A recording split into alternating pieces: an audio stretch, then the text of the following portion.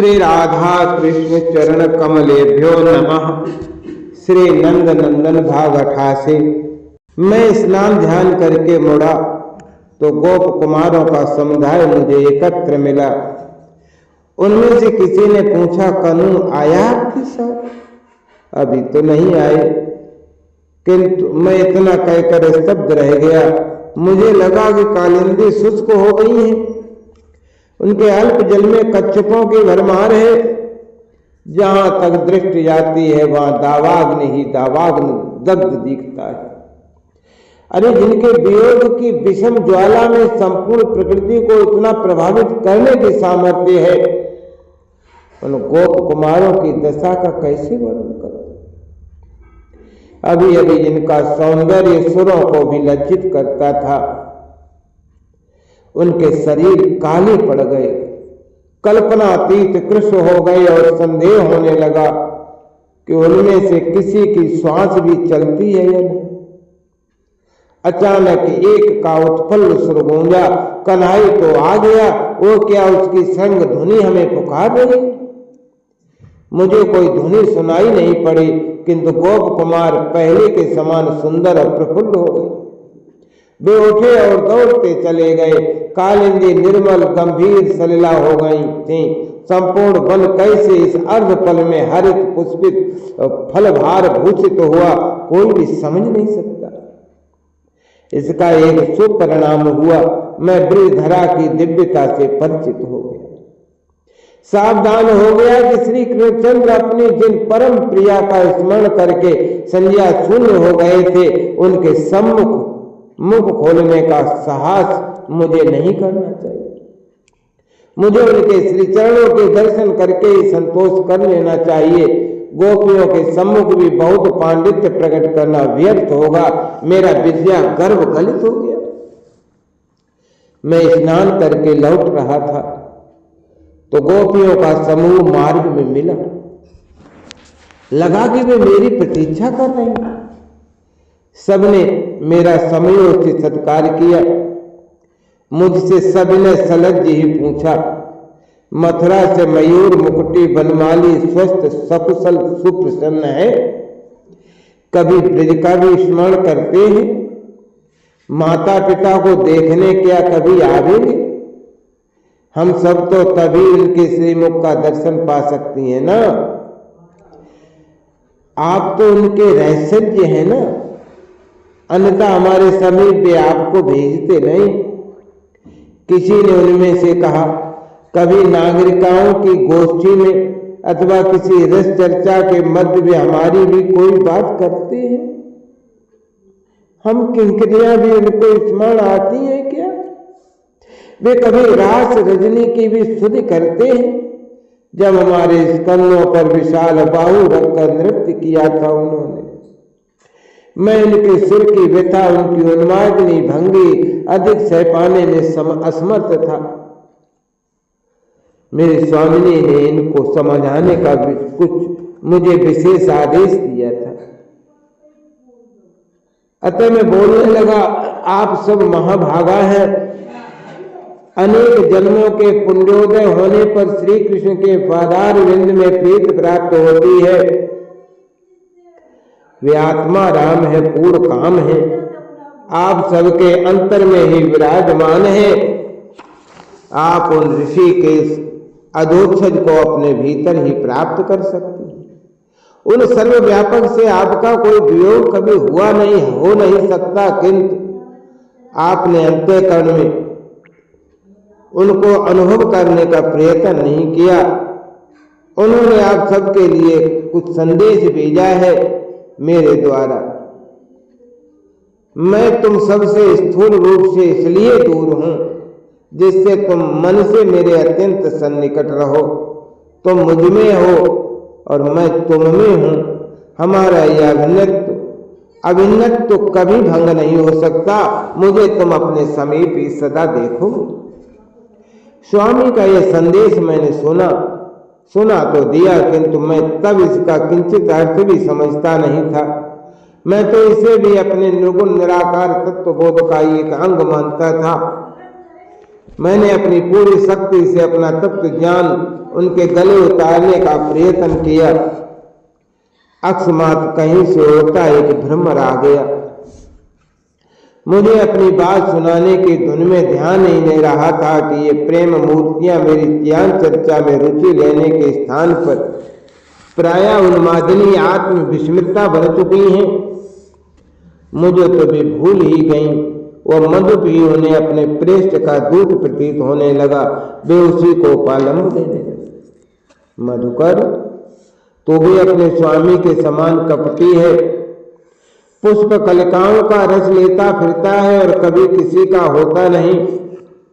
वे भी तेरे समान ही अपने सुर माधुरी से हमें मुक्त करके अब निर्गुण बनने लगे।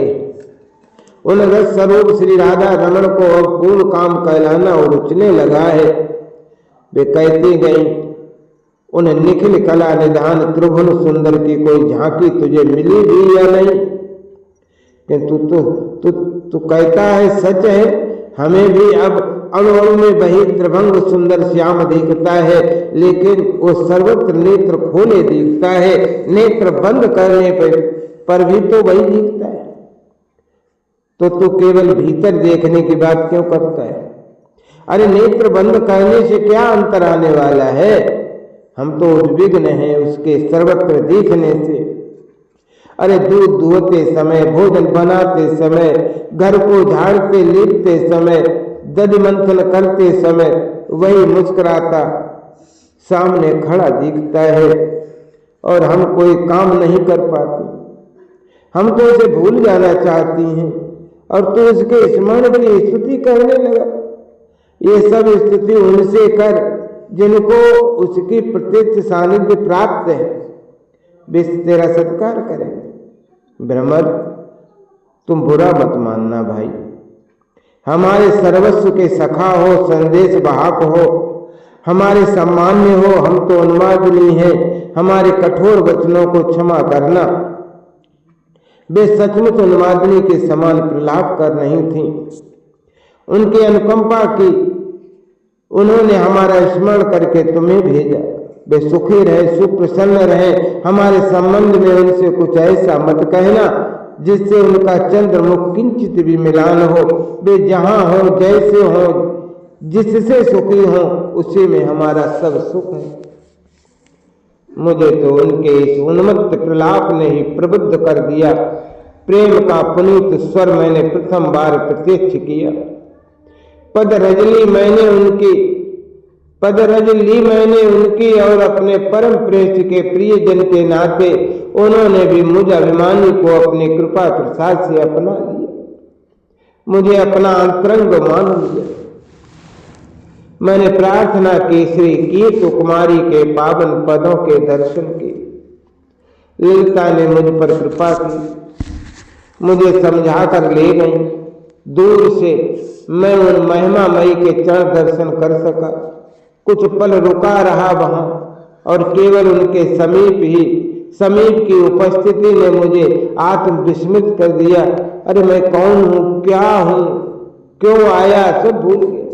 मुझे लगा कि मेरा रोम रोम, मेरे शरीर का कण कण केवल कृष्ण कृष्ण कृष्ण नाम पुकारने लगा।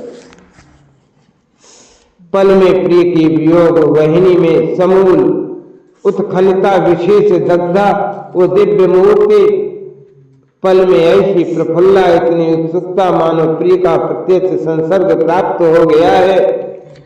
मैंने इन माननी का दिव्य मान और उनकी समीप असीम अनुराग भंगी भी देखी। वाणी में जो कुछ अनुभव किया उसके वर्णन की शक्ति नहीं है। मैं समझ ही नहीं पाता कि श्री कृष्णचंद्र इनसे दूर मथुरा जाने में सफल कैसे हुए और वहां रहे कैसे पाते। मैं प्रथम पद दर्शन में ही गोपियों के शिक्षक के स्थान पर उनका शिष्य हो गया। जो स्वामी अत्यंत उदार, कृपा, पाराभार, दया धाम मुझे लगते थे, वे ही मुझे अब अतिशय क्रूर, निर्मम, निष्ठुर लगने लगे। मैं मथुरा तो लौटूंगा क्योंकि उन्हें यहाँ की अनंत प्रेम का स्मरण दिलाकर कहना है कि वे यहाँ आ जाए। मथुरा के लोग ही नहीं, त्रिलोकी की भी उपेक्षा उचित है, किंतु ब्रज के इस प्रेम रस की उपेक्षा ये कैसे कर पाते हैं? कोई भी ऐसा कारण हो सकता है जो उन्हें यहां से अन्यत्र रख सके। स्वामी को सचेत करके लाना न हो, मेरे मन में अब कोई इच्छा ब्रज से कहीं जाने की है नहीं। यहाँ इस रूप में बस जाने की सुविधा तो बहुत बड़ी बात है। इतना सौभाग्य, इतने पुण्य मेरे नहीं हो सकते, किंतु मैं इस ब्रज में तृण लता गुल्म वृक्ष कुछ भी होकर रहना चाहता हूँ। मुझे इन गोपियों की पदरज प्राप्त होती रहे, यही एकमात्र अभिलाषा मेरे मानस में अवशेष रहे। श्री राशेश्वरी अनंत करुणामयी है, वे मांगने पर अवश्य आशीर्वाद मुझे दे सकती हैं, किंतु उनके सम्मुख पहुंचने पर तो अपनी भी सुध नहीं रह जाती, अपना भी रोम रोम कृष्ण कृष्ण पुकारने लगता है। अतः प्रार्थना मथुरा पहुंचकर स्वामी से ही करनी पड़ेगी। उनके समीप में मैं सावधान रहता हूँ। गोपियों ने मुझे अपना लिया है, ये मुझे अपने साथ लेकर वृंदावन की कुंजों में, कालिंदी कूल के घाटों पर, वीथियों में, श्वेत श्याम पर्वतों के मध्य की सांकरी खो में आज मैं घुमाती फिर। मुझे रसकेश्वर के अमृत चरित सुनाती रही। इनके वर्णन, इनके संगीत, इनके भाव विवल भंगी के श्रवण दर्शन का सौभाग्य मिला मुझे पता ही नहीं लगता था कि कब प्रातः से रात्रि के प्रथम पहर तक का समय समाप्त हो जाता है। श्री कृष्णचंद्र के सखाओं की गति मेरी समझ में नहीं आती। लगता है कि उन्हें अपने सखा के नित्य सानिध्य प्राप्त है। उनमें अनेक ने कई बार कहा, तुम मथुरा के लोग क्या गोचारण सर्वथा नहीं जानते? तुम्हें कोई गाय घेरने को नहीं कहेगा, कन्हई के साथ खेलने में ही क्या नागरिकों को संकोच लगता है?